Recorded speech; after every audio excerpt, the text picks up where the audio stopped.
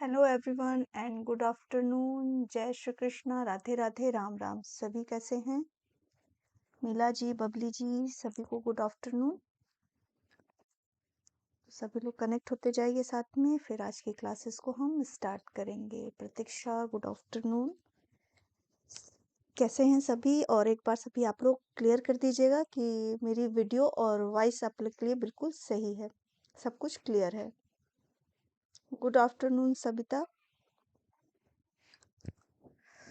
तो आज यही उम्मीद करते हैं कि सब की जो प्रैक्टिस होगी बहुत अच्छी होगी और काफ़ी अच्छे नंबर आज सभी स्कोर करेंगे। तो इसको एज अ टेस्ट लेकर आप सभी चले, ताकि आप जो के दिमाग में जो सेटअप रहे ना, बस यही रहे कि मैं एग्ज़ाम ही दे रही हूँ या दे रहा हूँ।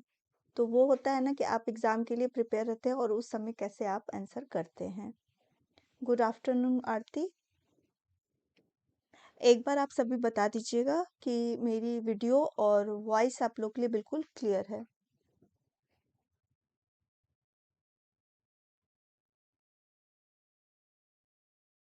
एक बार सबको भी।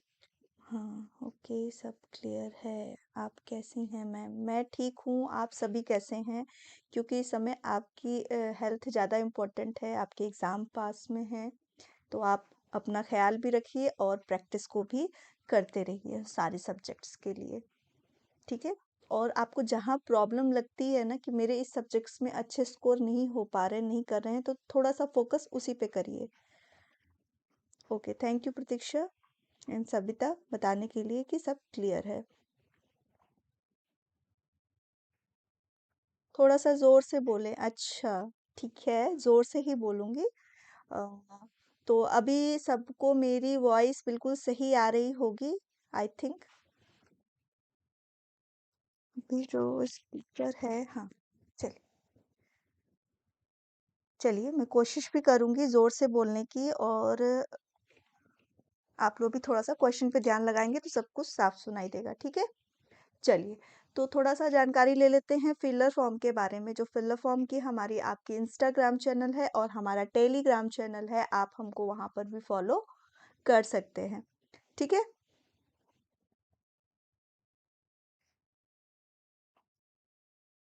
चलिए आगे बढ़ जाते हैं। तो 18 दिसंबर यानी कि कल 7 बजे आप ज्वाइन हुई गिव अवे के थ्रू आप एक ईयरफोन फ्री में जीत सकते हैं। तो कल 7 बजे क्लास में ज्वाइन हुई, ठीक है, सुबह में।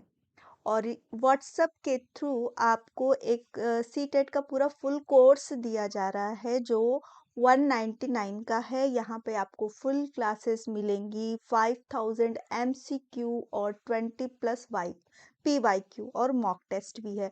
जो हमारा मॉक टेस्ट है ये शाम को 5 बजे आपको ऑनलाइन प्रोवाइड कराई जा रही है, फ्री ऑफ कॉस्ट है वो।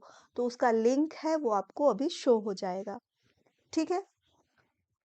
चलिए, तो ये हमारा लिंक है जो शाम को आप 5 बजे जब जाएंगे तो वहाँ पे ऑनलाइन आपको प्रोवाइड होगा, और ये पेपर फर्स्ट और सेकंड के लिए दिया जाएगा। तो आप सब इसमें ज़रूर ज्वाइन होइए, बहुत हेल्पफुल है और एक तरह से आपकी ऑनलाइन एग्ज़ाम की ये प्रैक्टिस भी होती रहेगी, ठीक है? चलिए आगे बढ़ते हैं। और ये पेपर फर्स्ट और सेकंड के लिए, दोनों के लिए है। सीडीपी का सेक्शन यानी ऋतु मैं लेती हूँ आपकी क्लास, और ये पेपर फर्स्ट और सेकंड की दोनों तैयारी करा रही हूँ। और जो मैं PYQ आप लोगों को करवा रही हूँ, ये दोनों पेपर लेकर मैं साथ में करवा रही हूँ, ठीक है? और जहाँ पे आपको डाउट होता है, कुछ समझ में नहीं आता है, आप क्वेश्चन के एंड में पूछ लीजिएगा, ठीक है? तो उसके लिए आपकी टाइम ड्यूरेशन 20 सेकेंड दी गई है पर क्वेश्चन के लिए। तो आप ज़्यादा से ज़्यादा कोशिश करिए कि उसी टाइम में आंसर करिए और अपने नंबर में +1 ऐड करते चलिएगा, ताकि आप अपने नंबर को भी कैलकुलेट करिए। और पेपर में जहाँ पे क्वेश्चन नहीं समझ में आता है या फिर कोई डाउट होता है तो आप वहाँ पर लिख लीजिएगा, ठीक है? चलिए फिर आज हम आगे बढ़ेंगे अपने क्लास में, और यहाँ पर आपको क्वेश्चन फर्स्ट शो हो रहा होगा, तो सभी आंसर करते जाइएगा। निम्नलिखित में से कौन सा कथन बाल विकास के सिद्धांतों के बारे में सही है? विकास शरीर के मध्य भाग से या पेरिफेज की ओर होता है, यानी केंद्र की ओर होता है। विकास आनुवंशिकता और पर्यावरण से प्रभावित नहीं होता है। एक डोमेन के विकास अन्य डोमेन के विकास पर कोई प्रभाव नहीं डालता है।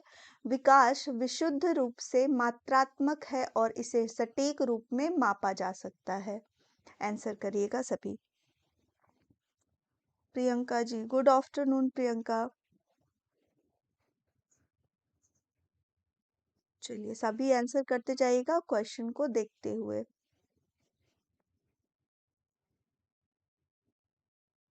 Which of the following statement is correct about principle of child development? Development occurs from central part of the body toward the peripheries. Development is not influenced by heredity and environment. Development is one domain does not have any influence on development in other domains.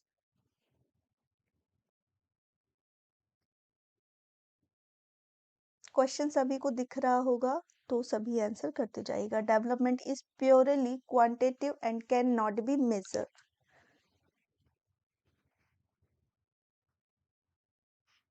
Babli ji का answer आ गया है, बाकी सब भी answer करते जाइए। अभी मुझे सिर्फ बबली का आंसर मिला है, तो जितने भी लोग मेरे से जुड़े हैं सभी आंसर करिए और क्लास के एंड तक बने रहिए ताकि हर एक क्वेश्चंस का आंसर आप कर सके।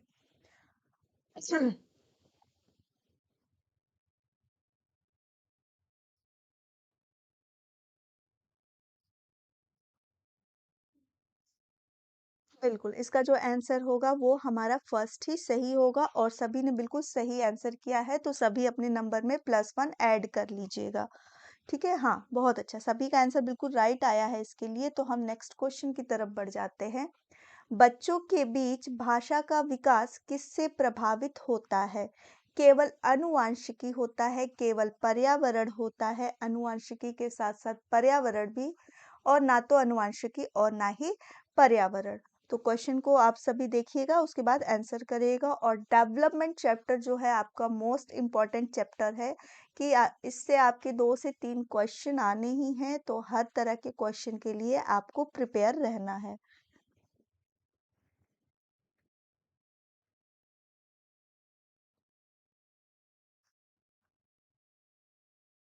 ओके, बबली अपना +1 भी करती जा रही हैं, बहुत अच्छा बबली। अ, ओके, आंसर आ रहा है।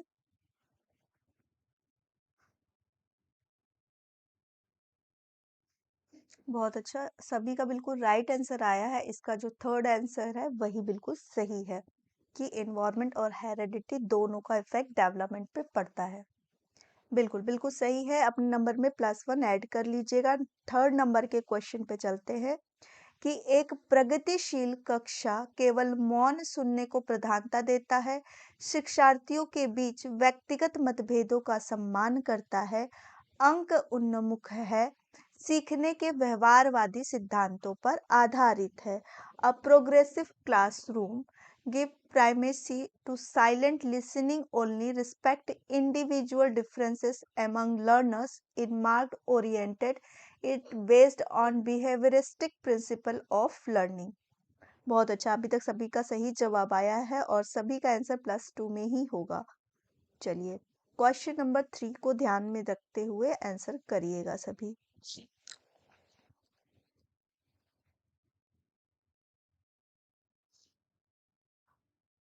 क्वेश्चन नंबर 3 का आंसर करिएगा। आज माही और रोहित जी नहीं दिख रहे हैं, दोनों मेंबर्स।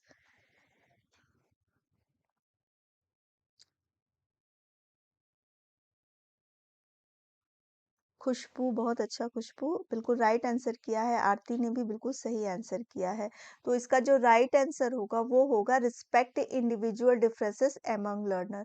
सभी के व्यक्तिगत मतभेदों को सम्मान करना ही एक प्रगतिशील कक्षा का मुख्य उद्देश्य होता है।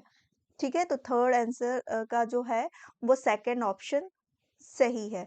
तो जो जिन्होंने बी आंसर किया है बिल्कुल राइट आंसर किया है और इसमें आपके +1 ऐड हो जाते हैं। फोर्थ नंबर पे चलते हैं।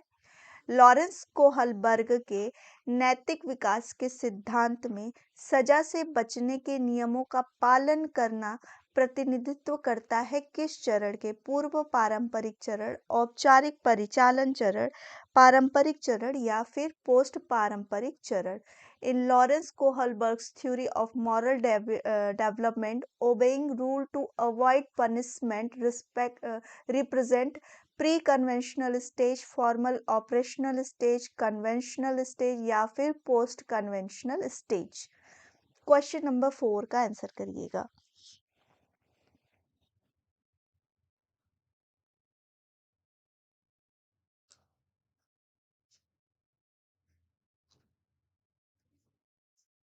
क्वेश्चन नंबर 4 सभी को दिख रहा होगा तो आंसर करते जाइएगा, सभी फटाफट आंसर करिएगा।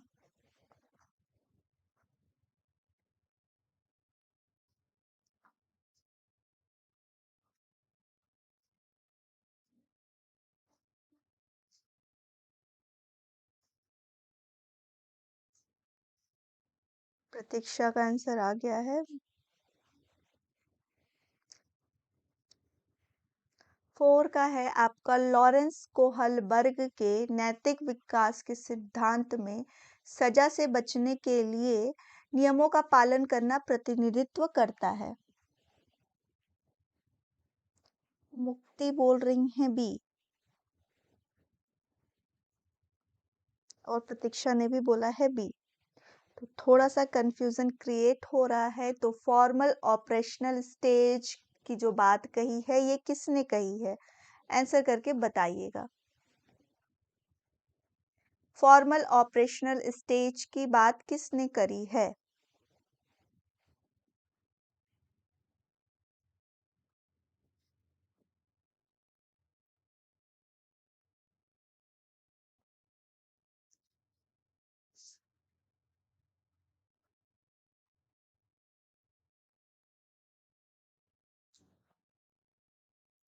फॉर्मल ऑपरेशनल स्टेज की जिन्होंने बात करी है वो आपके हैं जीन प्याजे। ठीक है, इन्होंने 4 स्टेजेस बताए थे। वो 4 स्टेजेस कौन थे? Sensory motor stage, pre operational stage, concrete operational stage and fourth is formal operational stage. और आपसे पूछा गया है लॉरेंस कोहलबर्ग को। लॉरेंस कोहलबर्ग ने दिया प्री कन्वेंशनल, कन्वेंशनल और पोस्ट कन्वेंशनल स्टेज। और जहाँ पे बच्चा पनिशमेंट से बचने के लिए किसी भी चीज को मानता है, करना है, अवॉइड पनिशमेंट, वो आपका आता है दंड और आज्ञाकारिता का स्टेज। फर्स्ट होता है, बिल्कुल सबिता ने बोला प्याजे। तो बी किया आंसर, इसलिए बताया कि आप लोगों ने जो फॉर्मल ऑपरेशनल स्टेज की बात है जीन प्याजे का है, तो ये फर्स्ट सेकंड ऑप्शन आपका ऐसे ही कट जाता है, ये आपके आंसर में नहीं होगा। ठीक है, और जो राइट आंसर होगा कि जहाँ पे बच्चा सजा से बचने के लिए कोई कार्य कर रहा है, तो ये कौन से स्टेज की बात हो रही है बताइएगा।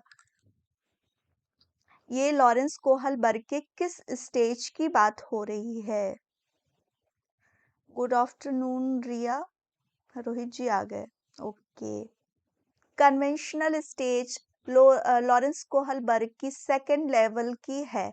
ठीक है, और अवॉइड पनिशमेंट जो आपकी होती है किस स्टेज की बात होती है? ओके फरा, गुड आफ्टरनून। आप सबको आज मैंने नहीं देखा, काफी लास्ट में ज्वाइन हुआ। ओके, चलिए, तो थोड़ा सा कंफ्यूजन क्रिएट हो गया है, सभी 4 का सी बोल रहे हैं, लेकिन जहाँ पे अवॉइड पनिशमेंट होता है वो आपके फर्स्ट लेवल का फर्स्ट स्टेज की ही बात हो रही है। ठीक है, तो ये हमारा प्री कन्वेंशनल स्टेज है। अवॉइड पनिशमेंट दिया है तो दंड और आज्ञाकारिता जो होती है वो हमारे फर्स्ट स्टेज में ही आता है कि जो भी हम फॉलो करते हैं, बच्चा जो भी कार्य करता है ओबीडिएंट होता है, आज्ञा को मानता है, पनिशमेंट और रिवॉर्ड के लिए वो कार्य को करता है, उचित और अनुचित में फर्क करता है। ठीक है ना, सही और गलत का निर्णय किस बेसिस पे लेता है? पनिशमेंट और रिवॉर्ड पे। तो जो हमारा आंसर होगा वो हमारा फर्स्ट होगा। ठीक है, अभी किसी को कोई कंफ्यूजन? Good afternoon Prince. चलिए, अभी सभी राइट आंसर करने लगे। तो पहले जो सी आंसर था ना, वो सी आंसर नहीं होगा, हमारा जो आंसर होगा वो हमारा फर्स्ट होगा। यहाँ पे स्टेज नहीं पूछा था, सीधे लेवल पूछ दिया था कि कौन से लेवल में ये बात हो रही है। ठीक है, चलिए आगे बढ़ जाते हैं नेक्स्ट क्वेश्चन की तरफ। सीखने की प्रक्रिया को सुविधाजनक बनाने के लिए एक शिक्षक को रणनीतियों का उपयोग करना चाहिए जो इस पर जोर देता है। जटिल से सरल तक अवधारणा की प्रगति, अभिसरण सोच की प्रधानता, विभिन्न अवधारणाओं के बीच संबंधों की खोज, छात्रों के बीच प्रतिस्पर्धी संस्कृति बनाना। जय श्री कृष्णा रोहित जी।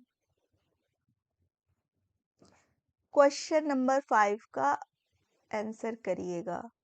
In order to facilitate the learning process, a teacher should use a strategy which emphasizes on.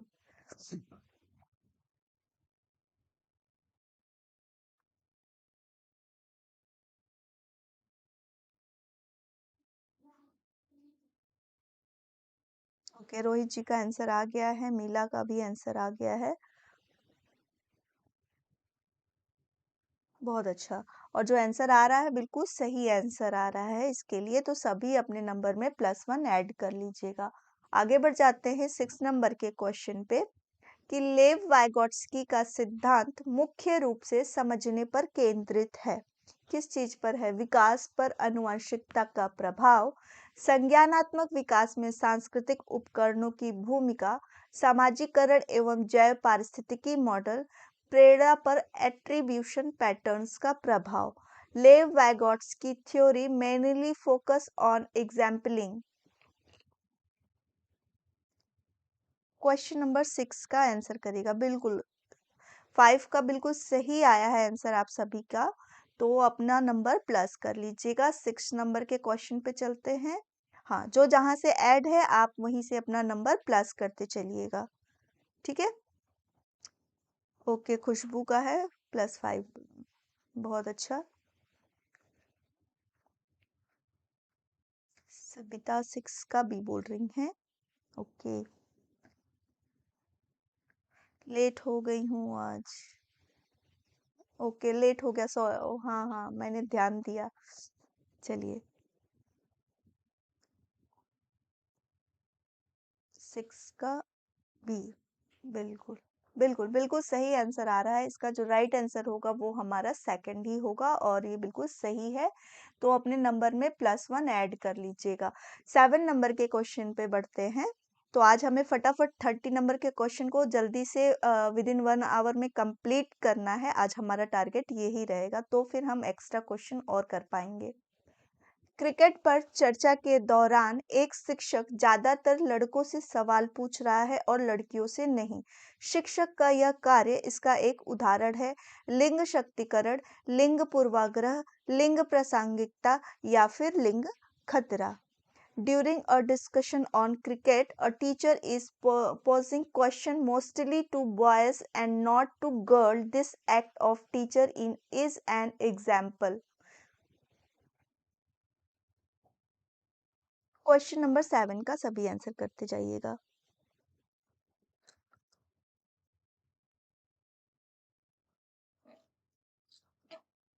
Okay, फरा का आंसर आ गया, बिल्कुल राइट आंसर किया है फरा ने। तो इसका जो राइट आंसर होगा वो हमारा सेकंड ही होगा। बहुत अच्छा, बिल्कुल बिल्कुल सही आंसर किया है। तो यहाँ पे आपको कोई डाउट नहीं होगा, मुझे पता था सभी बिल्कुल सही करेंगे, काफी स्मार्ट बच्चे हैं। आगे के क्लास में बढ़ते हैं। प्रश्न देखिएगा। एक बाल केंद्रित शिक्षा एक शिक्षक को महत्व देता है। लगातार वस्तुनिष्ठ प्रकार की परीक्षाएं, सक्रिय ज्ञान निर्माण प्रक्रिया, पाठ्यक्रम को हर संभव तरीके से पूरा करना, सजा के आधार पर सख्त अनुशासनात्मक प्रथाएं। हाँ रोहित जी, आप भी लेट हो गए थे, देखा था मैंने। और आज माही क्लास में नहीं है, तो दादाजी को याद कौन करेगा?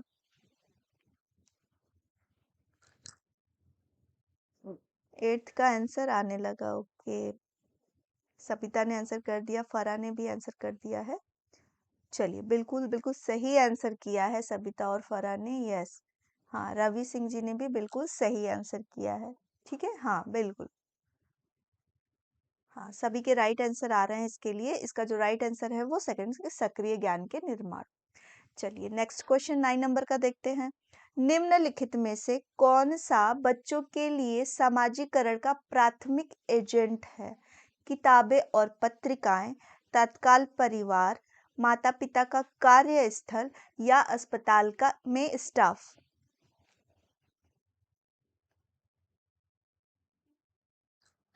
क्या प्रॉब्लम हो गई है रोहित जी? किस तरह की प्रॉब्लम हो गई है क्वेश्चन को समझने में? बहुत अच्छा, प्रिंस और सबिता अपने नंबर भी प्लस कर रहे हैं। प्रिंस 2 क्वेश्चन के बाद आए हैं। ओके, सबिता जी स्टार्टिंग से हैं और बहुत अच्छा। चलिए खुशबू, वेरी गुड खुशबू, +8। ओके, रोहित फरा ने आंसर कर दिया है और इनका आंसर है 9 का 2। बहुत अच्छा, बिल्कुल बिल्कुल रवि मुक्ति। ओके, बिल्कुल बिल्कुल सही आंसर किया है इसके लिए। इसका जो राइट आंसर है वो आपका परिवार है। ठीक है, चलिए। ओके, माही को प्रॉब्लम हो गया है। Okay,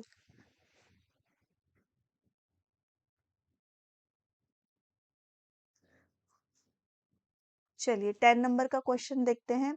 concrete operational stage in Jean Piaget's theory of cognitive development corresponded to the age group. कौन से एज ग्रुप का है आपका मूर्त परिचालन अवस्था जो कही जाती है?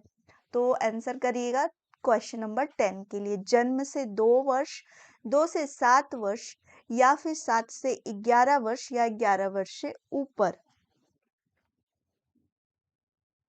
क्वेश्चन नंबर 10 का आंसर करिएगा। यस खुशबू, आपका 9 नंबर के लिए आंसर सही है। हम क्वेश्चन नंबर 10 पर है और जितने क्वेश्चन सही होते जा रहे हैं उसमें आप लोग +1 ऐड कर लीजिएगा।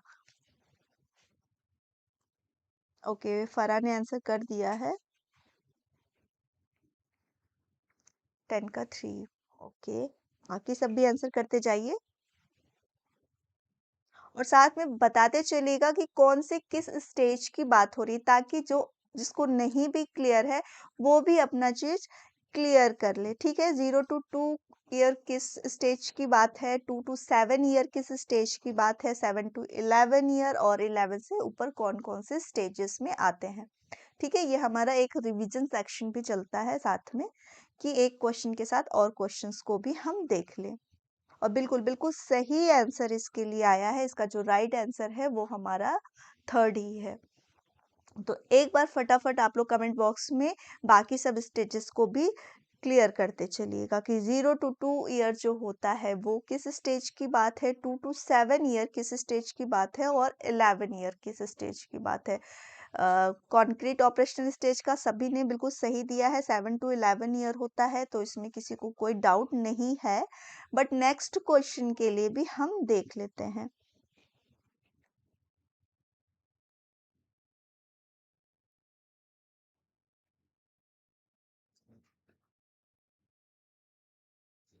ओके, चलिए आंसर नहीं मिला मुझे, मैं ही एक बार क्लियर कर देती हूँ। 0 to 2 ईयर जो होता है आपका सेंसरी मोटर स्टेज होता है। 2 to 7 ईयर जो होता है आपका प्री ऑपरेशनल स्टेज होता है। 7 to 11 आपका कॉन्क्रीट ऑपरेशनल स्टेज होता है और 11 टू अबव जो जाता है वो आपका फॉर्मल ऑपरेशनल स्टेज होता है। ठीक है, और ये जीन प्याजे जी ने बताया था, इन्होंने कॉग्निटिव डेवलपमेंट स्टेजेस को 4 सेक्शन में डिवाइड किया था। ठीक है, 4 स्टेजेस बताए थे। तो कभी कभी सिंपली क्वेश्चन भी पूछे जाते हैं कि 4 स्टेजेस की बात किसने करी थी, तो वो जीन प्याजे जी ने है। ठीक है, चलिए आगे बढ़ जाते हैं क्वेश्चन नंबर 11 की तरफ। ठीक है, चलिए। आप एक शिक्षक हैं तो मानते हैं कि बच्चे विभिन्न गति से और विभिन्न तरीके से सीखते हैं। अपनी कक्षा में आप मूल्यांकन की योजनाएं बनाएंगे जो सभी छात्रों के लिए समान होंगे। इसमें केवल वस्तुनिष्ठ प्रकार के प्रश्न शामिल हैं, बच्चों के सीखने के तरीके से संबंधित नहीं हैं, मूल्यांकन के विभिन्न तरीकों पर आधारित हैं।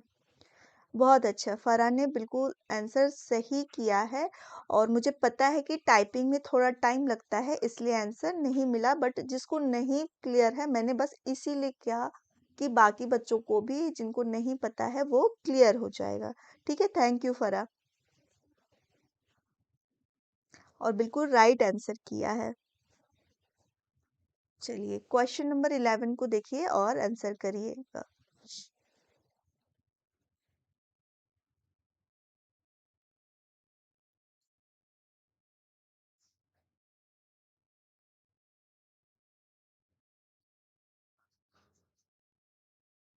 रोहित जी का आंसर आ गया है। रवि, हाँ मुक्ति,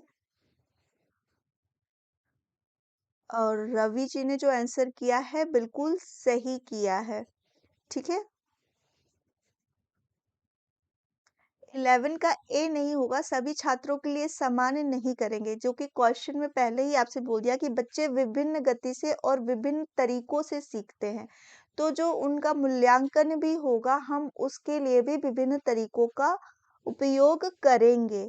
ठीक है ना? तो ये जो तरीका होगा हम सबको एक ही छड़ी से नहीं कर सकते हैं। ठीक है,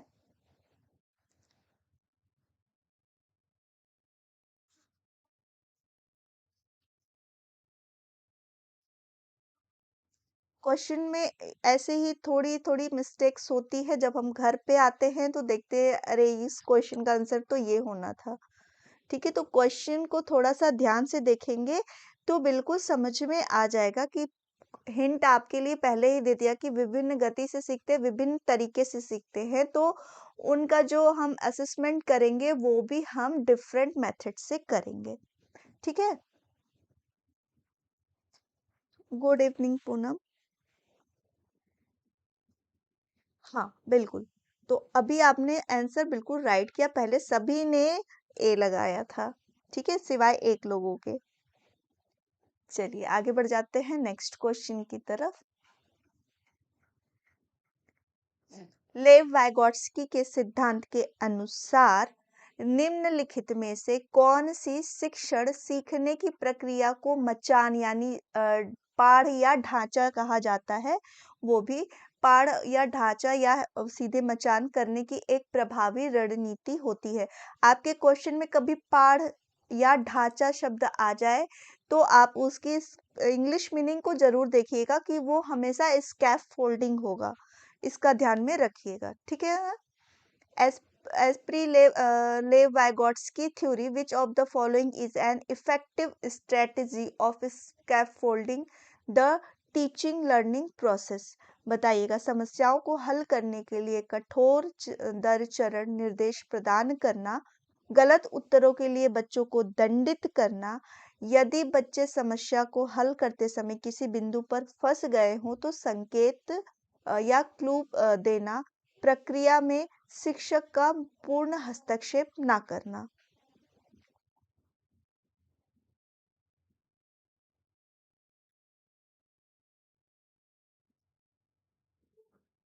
yes, C is the right answer. Scaffolding वही है जहां पे हम बच्चे को क्लू और हिंट्स के थ्रू एक हेल्प, टेम्पररी हेल्प प्रोवाइड कराते हैं। ठीक है, तो third is the right answer. Next question 13 देखते हैं। हाँ, जिन्होंने इसके लिए सही सी किया है, मैक्स सभी ने सही किया है, तो सभी अपने नंबर में +1 ऐड कर लीजिएगा और इसको एज अ टेस्ट ही करिएगा। जो आप लोग इनकरेक्ट करके सही करते हैं ना, वो नंबर को ऐड ना करिए ताकि आपका असेसमेंट जो हो ना बिल्कुल फेयर आए हर चीज ना। चलिए क्वेश्चन नंबर 13 को देखते हैं। बुद्धि के बारे में निम्नलिखित में से कौन सा कथन सही है? इंटेलिजेंस यानी कि बुद्धिमत्ता को केवल इंटेलिजेंस क्वेश्चन परीक्षणों के माध्यम से मापा जा सकता है। आनुवांशिकी बुद्धि में व्यक्तिगत अंतर पैदा करने में कोई भूमिका नहीं निभाती है। उच्च बुद्धि एक डोमेन है जो अन्य डोमेन में भी उच्च बुद्धि सुनिश्चित करता है। बुद्धि स्कूल में अच्छा प्रदर्शन करने की क्षमता से अधिक है।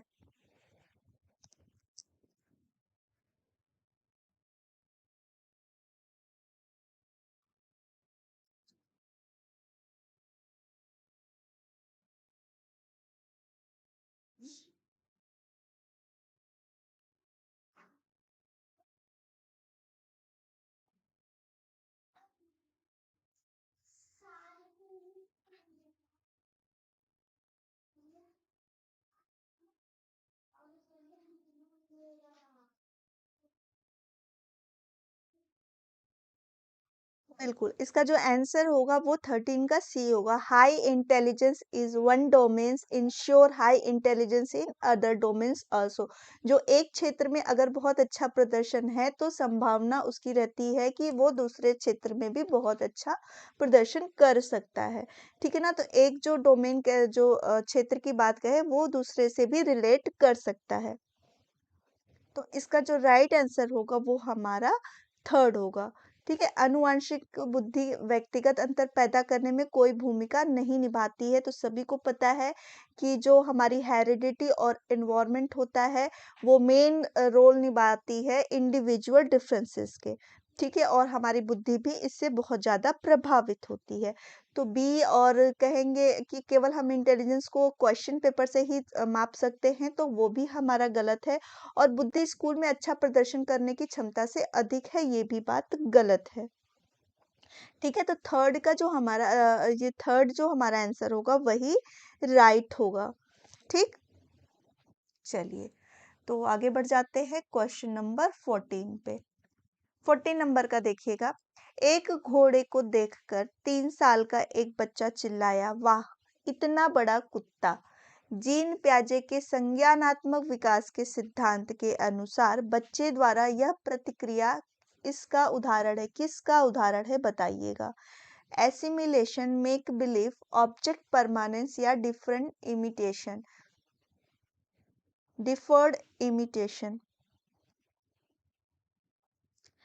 Seeing a horse, a 3-year-old child exclaimed, wow, such a big dog. As a pre-Jean Piaget's theory of cognitive development, this response by child in an example of. Question number 14 का आंसर करिएगा।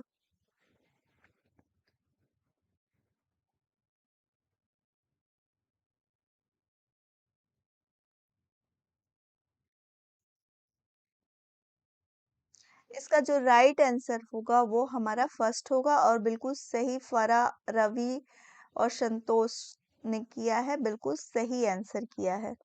ठीक है, वस्तु स्थायित्व की जो बात होती है, ये ऑब्जेक्ट परमानेंस की जो बात होती है आपके सेंसरी मोटर स्टेज की होती है, जो सभी को पता है कि वो 0 to 2 ईयर होती है। और यहाँ पे बात 3 साल के बच्चे की हो रही है। ठीक है, 14 का सी नहीं होगा। सभी को पता है ना, ऑब्जेक्ट परमानेंस किस स्टेज की बात होती है। वस्तु स्थायित्व यानी जो वस्तु सामने है बच्चा केवल उसे ही इमेज कर पाता है। जब एक घोड़े को देखकर यानी एक घोड़े का जो स्कीमा है उस बच्चे ने अपने अंदर डेवलप कर लिया कि जिसके 4 पैर होते हैं और वाइट होता है जैसा है घोड़ा। और उसको देख के उसने कुत्ता बोला, यानी कुत्ते के भी 4 पैर, वो देखे अपने पूर्व अनुभव को नए ज्ञान से जोड़ा। और उसका अभी एकोमोडेशन जो होता है ना, आपका समायोजन करना, वो अभी उसने नहीं किया। उसने अपने फर्स्ट स्कीमा को सेकंड स्कीमा से जोड़ा और उसके अकॉर्डिंग उसने आंसर कर दिया। इसको बोलते हैं एसिमिलेशन। ठीक, तो इसका जो राइट आंसर होगा वो हमारा फर्स्ट होगा। चलिए, और मेक एंड बिलीव वाला जो है, खेलने वाली जो होती है, ये आपके प्री ऑपरेशनल स्टेज में आती है और नकल करने वाली भी प्री ऑपरेशनल स्टेज में आती है। लेकिन यहाँ पे बात स्टेजेस की नहीं हो रही थी कि उसने घोड़े को देखे कुत्ते की बात कही। चलिए 15 नंबर के क्वेश्चन पे जाते हैं। लेव वाइगोट्स्की के विचार भाषा और विचार बताते हैं कि भाषा संज्ञानात्मक विकास का मार्गदर्शन करती है। संज्ञानात्मक विकास भाषा का मार्गदर्शन करता है। भाषा और अनुभूति के बीच कोई संबंध नहीं है। अनुभूति भाषा से स्वतंत्र होती है। ठीक है, तो क्वेश्चन नंबर 15 का आंसर करिएगा। Lev Vygotsky ideas, language and thoughts suggest that.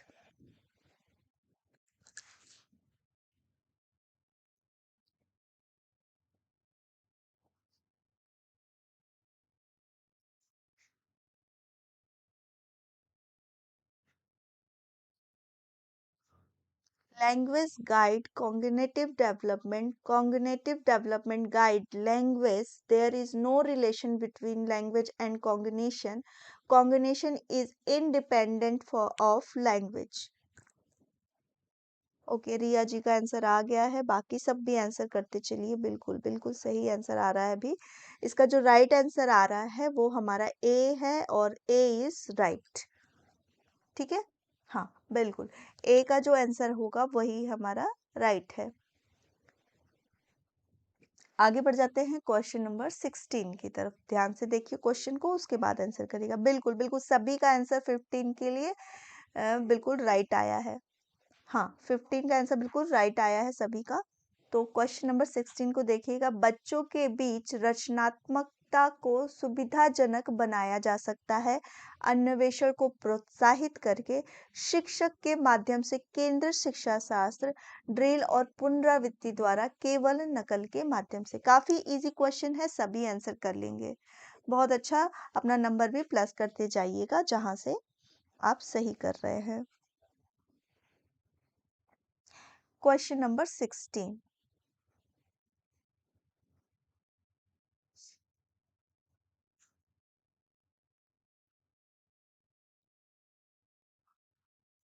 Okay, खुशबू का 14 है। बबली प्लस 13। फरा का आंसर आ गया है, बिल्कुल बिल्कुल सही आंसर किया है।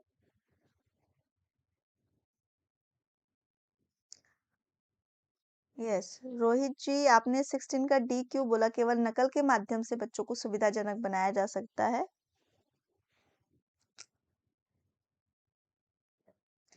बिल्कुल बिल्कुल सही आंसर किया है। इसके लिए इसका जो राइट आंसर होगा वो हमारा फर्स्ट ही होगा। ठीक है, चलिए आगे बढ़ जाते हैं 17 नंबर के क्वेश्चन पे। डिस्कैकुलिया सीधे किससे जुड़ा हुआ है? लोकोमोटर विकलांगता, दूसरों के उद्देश्यों को समझने में प्रवाह, संगीत क्षमता, गणितीय अवधारणाओं को सीखने में कठिनाई।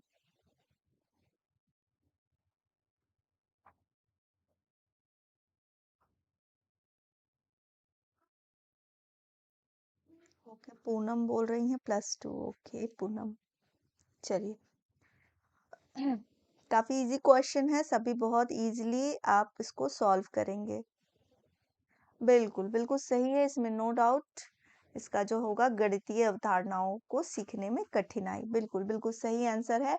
क्वेश्चन नंबर 18 को देखते हैं। शिक्षा का अधिकार अधिनियम 2009 में आर्थिक रूप से कमजोर वर्ग के छात्रों के प्रवेश के लिए निजी स्कूलों में सीटों के आरक्षण का प्रावधान है। इन छात्रों को सफलता पूर्वक प्राप्त करने के लिए एक शिक्षक विकल्पों के आधार पर शिक्षा शास्त्र का उपयोग करता है। भेदभाव, अलगाव, समता या फिर समानता। ओके, कोई बात नहीं पूनम, आपके जितने क्वेश्चन जहां से कर रहे हैं आप वहीं से अपने नंबर को प्लस करिए। ठीक है, क्वेश्चन नंबर 18 का आंसर करते जाइएगा।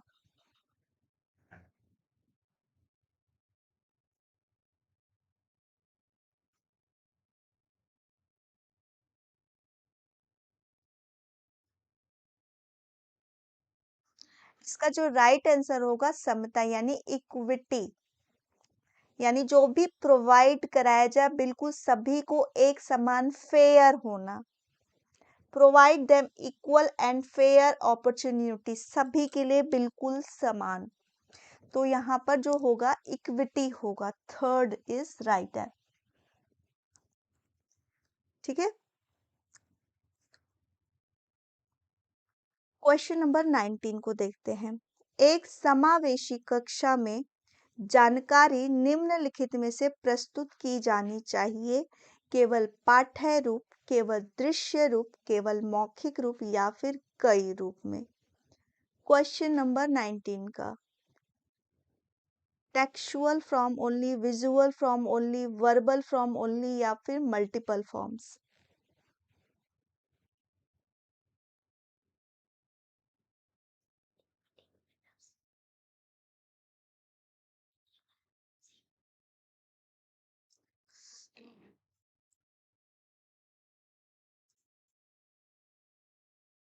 क्वेश्चन नंबर 19 का आंसर करते जाइएगा। क्वेश्चन दिख रहा है सभी को? ओके, फरा ने कर दिया 19 का। बहुत अच्छा, सभी का आंसर आ रहा है, बिल्कुल सही आंसर आ रहा है, इसमें किसी को कोई डाउट नहीं है। आप लोगों में से कोई बताएगा कि समता और समानता में क्या अंतर है? कोई बताएगा? ये 2 से 3 बार मैंने क्लास में बताया है, तो नए हैं इसलिए नहीं पता है, तो क्या आप कोई बता पाओगे? समता मैंने बताया, provide the equal and fair. Fair होना मतलब सभी रूप से जो भी हो बिल्कुल स्वच्छंद, किसी तरह की उसमें बायस्टी नहीं होनी चाहिए। और जो आपकी इवन होती है यानी हर एक समानता होती है, आपके हर एक लोगों में जो भी लड़का लड़की जो भी आपके क्लास में हो, हर को इवन नंबर में सबको एक समान रूप से देखना। और समता होती है जो आपकी समानता जो होती है आपकी स्टेट लेवल पे जो भी उसको प्रोवाइड कराया जाता है स्कूल को, वो होती है। ठीक है? और समता आपके पूरे सब जगह को मिलाकर हर जगह के बच्चों को जिस जगह से जो आते हैं सभी के लिए फेयर अपॉर्चुनिटी देना होता है। ठीक है?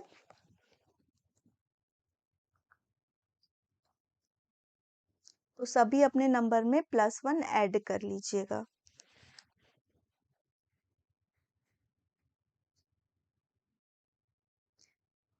का एक तरह से कह सकते हैं समता ना कि सभी को इक्वल एंड फेयर, मतलब सभी के लिए बराबर हो और बिल्कुल फेयर हो। ये ना देखे कि आप लड़का हो लड़की हो, कहाँ से आए हो, किस क्षेत्र से आए हो, कहाँ से आप बिलोंग करते हो, ये सबको देखते हुए सब में समान रूप से एक ही तरह की सुविधाओं को प्रोवाइड कराना होता है, समता कहते हैं। और समानता जो आपके क्लासरूम एरिया वो चीजों में हो जाएगी।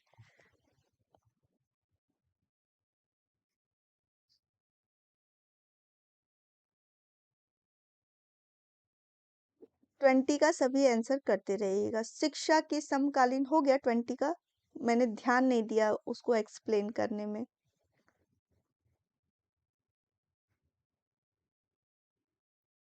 20 का आंसर सभी ने दे दिया? मैंने देखा नहीं, दिया नहीं है, तो एक बार फिर से आप सभी कर दीजिएगा।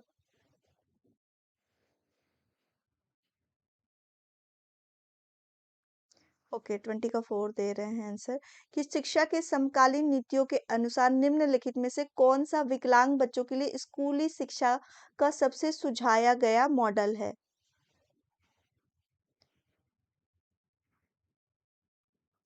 नहीं, इसका जो राइट आंसर होगा ना वो समावेशी शिक्षा है, जिसमें हर एक बच्चे को समान अधिकार दिया गया है। ठीक है ना? तो समावेशी शिक्षा की बात हो रही है, ना कि इंटीग्रेटेड एजुकेशन की। ठीक है? इसका जो राइट आंसर आएगा वो सेकंड आएगा। ओके, नहीं दिया था, ठीक है, कोई बात नहीं, मुझे क्लियर नहीं था इसलिए मैंने पूछ लिया। ठीक है, चलिए आगे क्वेश्चन नंबर 21 देखते हैं। निम्नलिखित में से कौन सा सीखने की प्रक्रिया में सही नहीं है? सीखना एक सतत प्रक्रिया है। सीखने की प्रक्रिया में त्रुटि और गलतियां अप्रासंगिक हैं। सीखना व्यक्तिगत और पर्यावरणीय कारकों पर आधारित है। सीखना सर्पिल तरीके से से होता है, ना कि रैखिक तरीके से।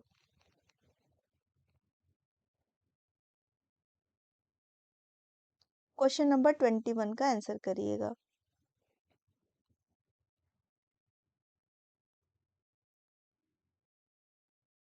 हाँ, 20 के लिए बी ऑप्शन इज राइट। 21 के लिए आंसर करिएगा सभी। ओके, बबली का है 19।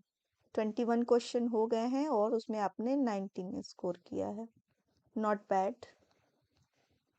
चलिए, मुक्ति बोल रही हैं डी, रोहित बोल रहे हैं डी। ओके, प्रिंस का जो अभी तक जवाब आया है बिल्कुल सही आया है। इसमें पूछा था कि निम्नलिखित में से कौन सा सीखने की प्रक्रिया में सही नहीं है?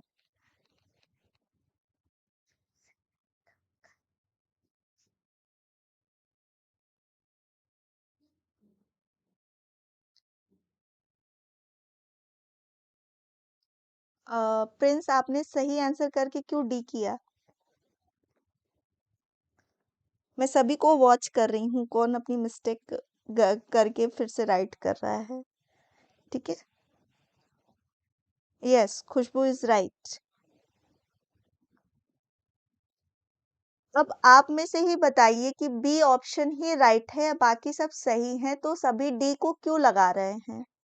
सर्पिल तरीके सांप कैसे होते हैं? वो क्या करते हैं? मतलब मुड़े हुए। कभी भी लर्निंग एक सीधी लाइन में नहीं होती है, सभी को पता है। क्या सभी एक ही स्पीड से सीखते हैं, एक ही तरीके से सीखते हैं? आंसर करिएगा। क्या जो सीखता है, बिल्कुल सही बात है कि सर्पिल तरीके से, यानी जो मुड़ावदार होती है, घुमावदार होती है, वैसी होती है, ना कि एक रैखिक तरीके से।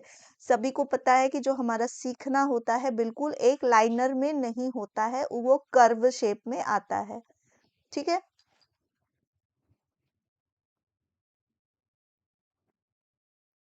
इसमें पूछा था कि सही नहीं है कौन सा, तो आपको सही ऑप्शन को चुनना था कि क्या सही नहीं है। ठीक है, तो इसका जो राइट आंसर होगा वो हमारा सेकंड होगा कि सीखने की प्रक्रिया में त्रुटियां और गलतियां अप्रासंगिक है। क्यों अप्रासंगिक है? प्रासंगिक है, हम जब कुछ भी सीखते हैं तो गलतियां भी करते हैं, और गलतियां भी हमारे सीखने की एक प्रक्रिया है। ठीक है, चलिए देखते हैं 22 का। बच्चे को बार बार यह बताना कि वह सीखने में सक्षम नहीं है कि संभावना है। बच्चे को सीखने के लिए हतोत्साहित करे, बच्चे के लिए सीखने की गति को तेज करे, बच्चे को सीखने के लिए प्रेरित करे, बच्चे के सीखने पर कोई प्रभाव नहीं पड़ता है। क्वेश्चन नंबर 22 का आंसर करिएगा सभी। बच्चे को बार बार यह बताना कि वह सीखने में सक्षम नहीं है, ये किसकी संभावना को प्रबल करेगा?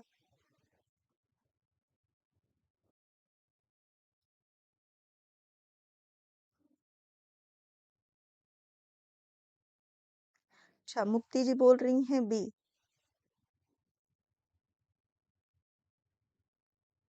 पूनम का है +6। ओके, खुशबू +20। वेरी गुड खुशबू, गुड गोइंग। मीला जी का है ए, फरा ने किया फर्स्ट। ओके,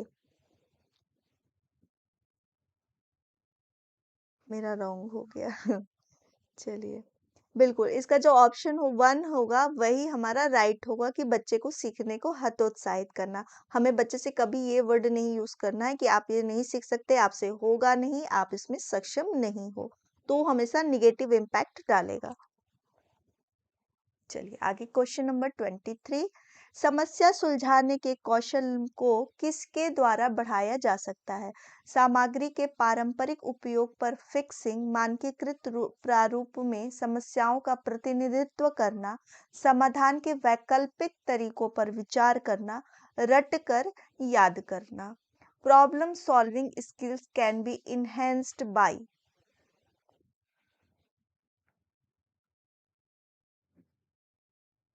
रिया कुमारी। ओके, 23 क्वेश्चन में 23 डाल के आंसर करिएगा संतोष जी।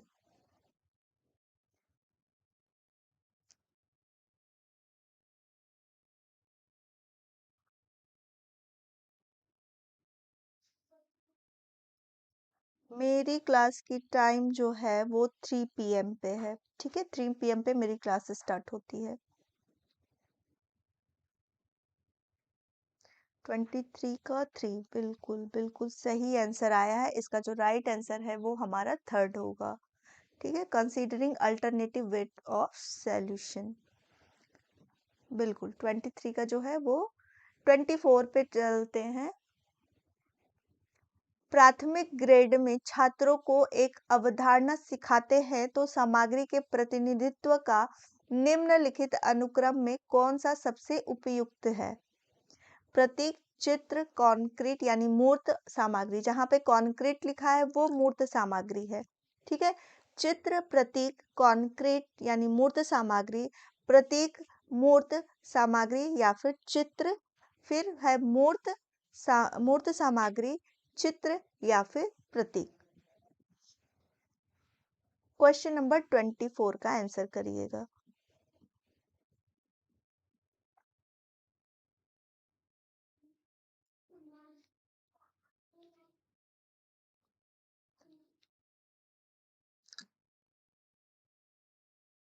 ट्वेंटी फोर सभी को दिख रहा है क्वेश्चन, सभी आंसर करते जाइएगा। ओके, बबली का 21 है। सबिता ने आंसर कर दिया है 24 का सी। ओके,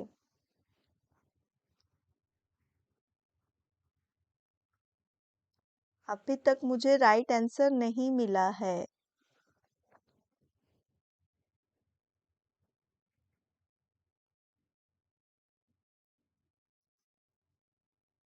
ठीक है, सभी को डाउट हो रहा है, ठीक है ना। मैं भी थोड़ा सा देखना चाहती हूँ कि आप कितना सोच रहे हो। प्राथमिक ग्रेड में छात्रों को एक अवधारणा सिखाते हैं, तो सामग्री के प्रतिनिधित्व जो भी हम टीचिंग एड लेते हैं या जिस तरीके से हमें प्राइमरी लेवल के बच्चों को सिखाना है, तो फर्स्टली हमें किस तरह से सिखाना है, मूर्त सामग्री दिखाना है या फिर चित्र दिखाना है या फिर प्रतीक दिखाना है। आज का स्कोर ठीक नहीं है, कोई बात नहीं, अप डाउन तो चलता ही रहता है। ऐसा नहीं है कि जो हमेशा अच्छा स्कोर करता हो जरूरी नहीं है कि वो हर सेट में अच्छा ही हो। ठीक है, लेकिन इससे क्या होता है ना, हम गलतियां करते हैं तो कई चीजें सीख भी लेते हैं। हो सकता है ये आने वाले क्वेश्चन में आपके सारे जितने अभी तक कराए एक एक क्वेश्चन सबसे आपका रिलेट होकर आ जाए। और सीटेट का जो एग्जाम होता है पैटर्न सभी को पता है कि 90% रिपीटेड क्वेश्चन ही आते हैं। अगर आप ध्यान से भी पीवाईक्यू कर लेते हैं तो काफी अच्छे से आंसर कर लेंगे। ठीक है, मीला जी का जो आंसर आया है, मीला इज राइट, बिल्कुल सही आंसर किया है इन्होंने कि सबसे पहले हम बच्चे को मूर्त सामग्री दिखाएंगे, यानी जो भी हम मूर्त चीजें दिखा सकते हैं बच्चों को, कि वो जो चीज देखेंगे वो ज्यादा सीखेंगे, है ना, जब छोटे बच्चों की बात हो रही है स्पेशली। तबीयत नहीं ठीक है, ध्यान रखिए प्रिंस तबीयत का। ठीक है, तो जो मैं बोल रही थी आपका कि सबसे पहले हम मूर्त सामग्रियों का उपयोग करेंगे, है ना, जो चीजें हम बच्चों को ज्यादा सामने दिखाते हैं बच्चे उससे ज्यादा अट्रैक्ट होते हैं। जब आप प्ले वे स्कूल, नर्सरी, इस सब में जाइए तो जहाँ पे वो चीजें पढ़ाते हैं ना, नंबर सिस्टम पढ़ा दिया, कुछ भी चीजों के बारे में बताया, तो हम कभी उसको प्रतीक और इसके माध्यम से नहीं बताते हैं। फर्स्टली हम उसको मूर्त चीजें, यानी जो चीज प्रत्यक्ष रूप से दिखाई देती हो उनसे हम दिखाते हैं, फिर चित्रों के माध्यम से बात करते हैं, चित्र दिखाते हैं, बनाते हैं, उसके बाद फिर हम प्रतीक यूज करते हैं। ठीक है, तो इसका जो राइट आंसर होगा वो हमारा फोर्थ होगा। ठीक है, रोहित जी का बहुत रॉन्ग हो रहा है। रोहित जी, क्वेश्चन आप ध्यान से नहीं पढ़ रहे हैं। ठीक है, क्वेश्चन अगर ध्यान से देखेंगे तो बिल्कुल सही होगा, कोई डाउट नहीं होगा। थोड़ा सा दिमाग लगाने की जरूरत है। तो 24 का जो राइट आंसर होगा वो हमारा फोर्थ होगा। ठीक है, चलिए क्वेश्चन नंबर 25 देख लेते हैं। कक्षा के वातावरण का बच्चों के सीखने पे महत्वपूर्ण प्रभाव पड़ता है। निपुणता उन्मुख शिक्षा सीखने को जो समझने पर केंद्रित हो कि संस्कृति को विकसित करने के लिए सीखना कक्षा का वातावरण होना चाहिए। कैसा होना चाहिए आपका? प्रदर्शन उन्मुख होना चाहिए, प्रतिस्पर्धी और व्यक्तिवादी होना चाहिए, शिक्षक का बोलबाला होना चाहिए, यानी सहकारी और सहयोगी होना चाहिए।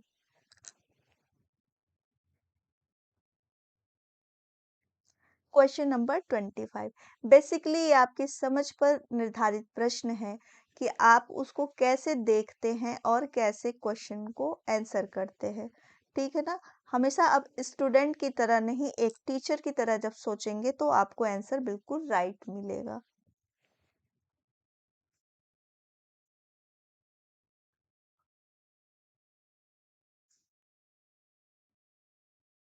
फरा का आंसर आ गया है, बिल्कुल बिल्कुल सही आंसर कर रहे हैं।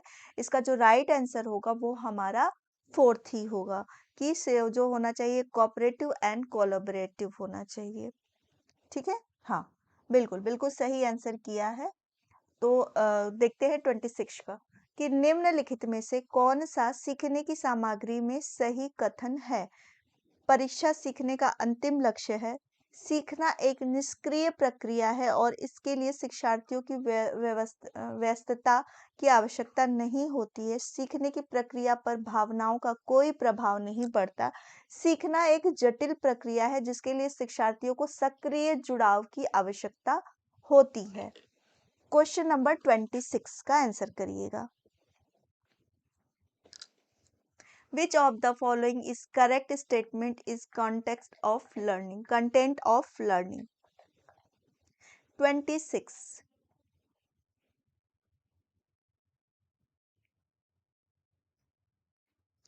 पूनम का आंसर आ गया है।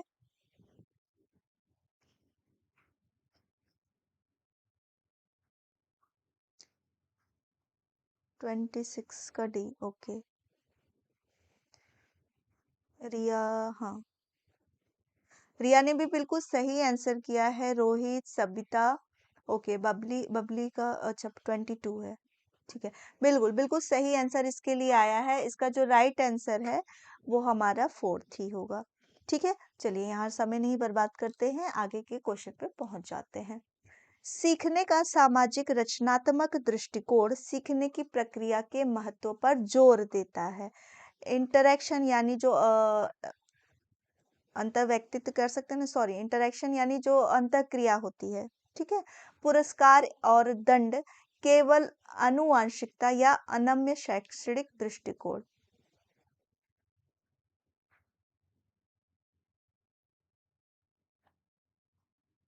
27 का सभी आंसर करेगा 27 नंबर के क्वेश्चन पर।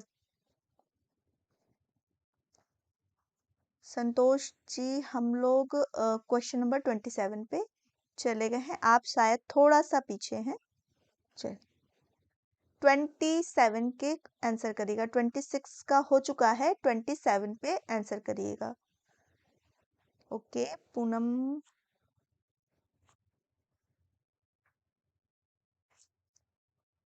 सामाजिक रचनात्मक दृष्टिकोण की जब भी बात हो तो वो हमेशा इंटरेक्शन होता है। ठीक है ना, इनफ्लेक्सिबल होगा ही नहीं, हमें तो हमेशा फ्लेक्सिबल रखना है ना। ठीक है, हाँ, फरा, फरा बिल्कुल राइट आंसर किया है। Yes, Prince, okay.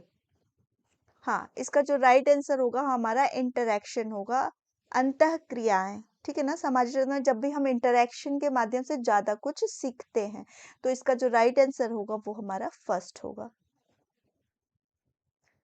Question number 28।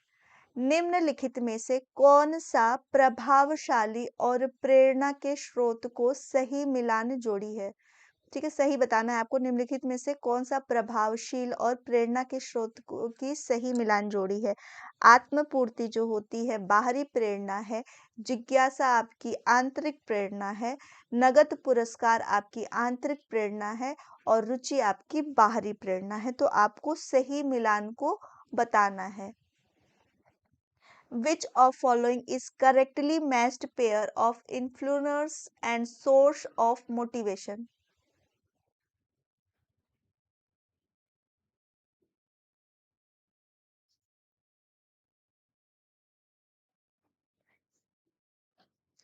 28 का, ठीक है, 28 का भी बिल्कुल बिल्कुल सही आंसर किया है।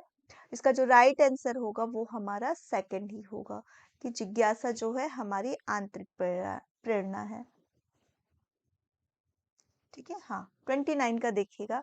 छात्रों के बीच वैचारिक समझ को सुविधाजनक बनाने के लिए एक शिक्षक को चाहिए छात्रों को रटकर याद करने के माध्यम से सीखने के लिए प्रोत्साहित करें। अवधारणाओं की चर्चा में उदाहरण और गैर उदाहरण शामिल ना करें। जो प्रस्तुत किया गया है और जो पहले से जानते हों उसके बीच में संबंध बनाने के अवसर प्रदान करें।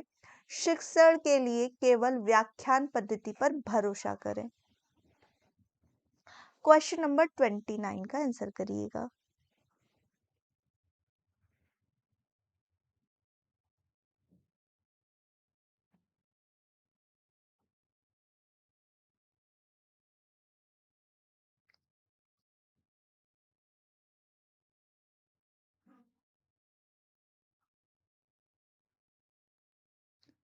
अब्दुल्ला शेख 29 का सी। ओके, बिल्कुल बिल्कुल इसका जो राइट आंसर किया है ये सी है। और आप सभी देख रहे हैं कि ये क्वेश्चन को कितना कथन वाक्य में सीधे डायरेक्टली पूछा गया है, इस तरह से पूछा गया है। तो ये क्वेश्चन काफी इम्पोर्टेंट है और इसको इम्पोर्टेंट लगा के रखना कि ये क्वेश्चन आपको आना है कि सीखने की अवधारणा से संबंधित क्या करना है एक शिक्षक को। ठीक है, तो ये क्वेश्चन पूछने का तरीका भले अलग होगा लेकिन आंसर हमेशा आपके प्रीवियस नॉलेज को चेक करते हुए न्यू नॉलेज को प्रोवाइड कराना है, कनेक्ट करना है। ठीक है, थोड़ा सा इसको ध्यान दीजिएगा, काफी बड़ा था ये क्वेश्चन, तो ऑप्शन में थोड़ा सा पूरा नहीं आ पाया है, लेकिन ऊपर वाले ऑप्शन को देखकर आप आंसर कर दीजिएगा। Which of the following factor influence learning? Motivation, social content, emotion, pedagogical approaches.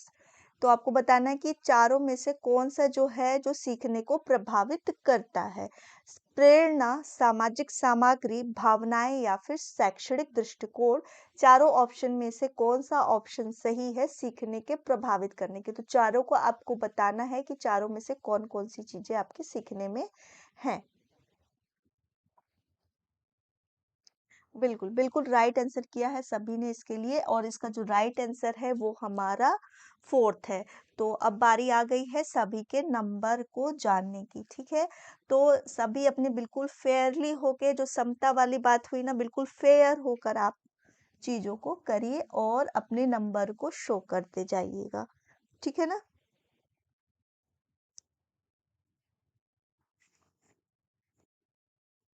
Yes, 30 का डी है जो हमारा राइट है, और हमको जानना है कि आज आप लोगों ने कितना स्कोर किया है। और किसी को किसी तरह के क्वेश्चन में डाउट है, कुछ प्रॉब्लम है, तो भी पूछ लीजिए। 5 मिनट हमारा वही रहेगा कि आपको किस तरह का डाउट है, क्या चीजें हैं वो हमको क्लियर करनी है। ठीक है, okay. Meela 24, very good Meela. 15 है,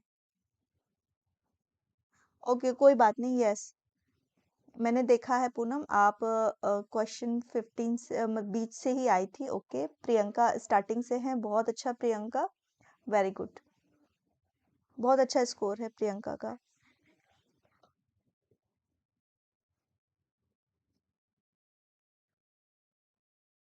हाँ, मीला बोल रही है, हाँ सभी लाइक कर दीजिए अगर वीडियो मेरी अच्छी लगती है तो। ठीक है, आज मैं तो बोलना भी भूल गई थी। अभी मेरे को बस खाली है कि आपको मैं कितना तैयार करा दूं, कितना अच्छा आपका क्वेश्चन हो जाए, मेरा बस यही टारगेट चल रहा है। हिंदी पैसेज में बहुत प्रॉब्लम हो रही है, हिंदी के पैसेज में।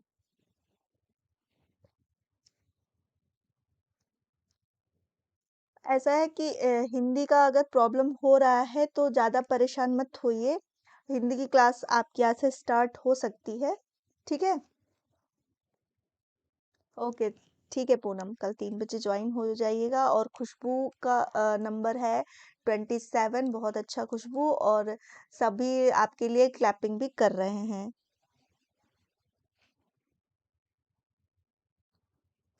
Okay, thank you Farah.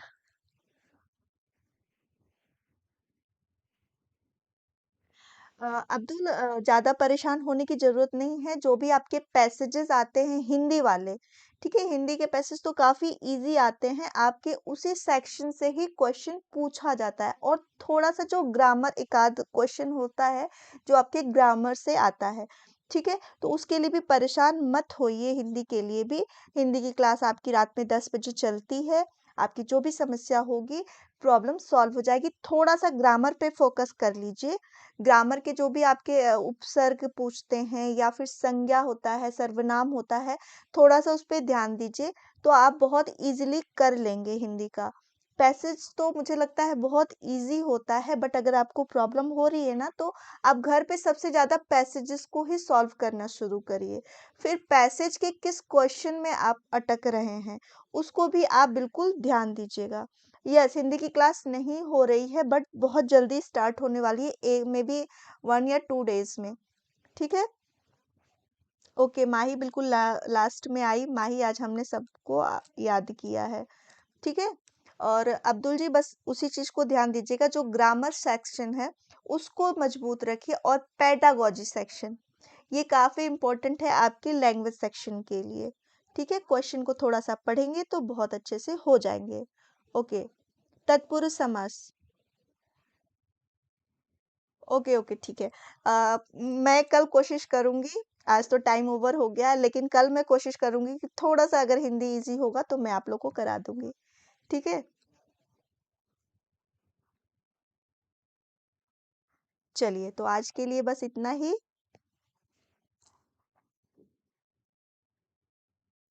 Ma'am paragraph में ढूंढना बहुत मुश्किल हो रहा है। अच्छा, मुश्किल हो रहा है।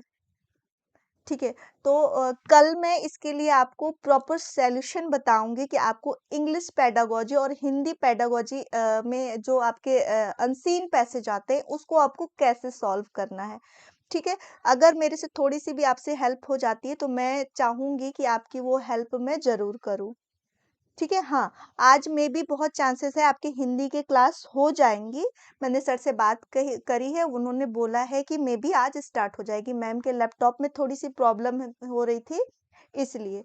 ठीक है, और आपको जो भी थोड़ा सा अगर हिंट आप मैम को भी दे दोगे ना कि मैम मेरे को ये चीज वाले में प्रॉब्लम हो रही है, आप वो वाला करा दो, तो आरती मैम आपको पक्का वो करवा देंगे। और ठीक है, मैं अपने से भी बोल दूंगी कि बच्चों को इस चीज में प्रॉब्लम हो रही है तो वो आपको करा देंगे। ठीक है, चलिए मेरे से जितनी हेल्प होगी मैं आप लोग की पूरी करने के लिए तैयार हूँ। ठीक है, चलिए तो आज के लिए बस इतना ही। मंडे की क्लास होगी, उसमें मैं पूरे एमसीक्यू कराऊंगी आप सभी को। Thank you all.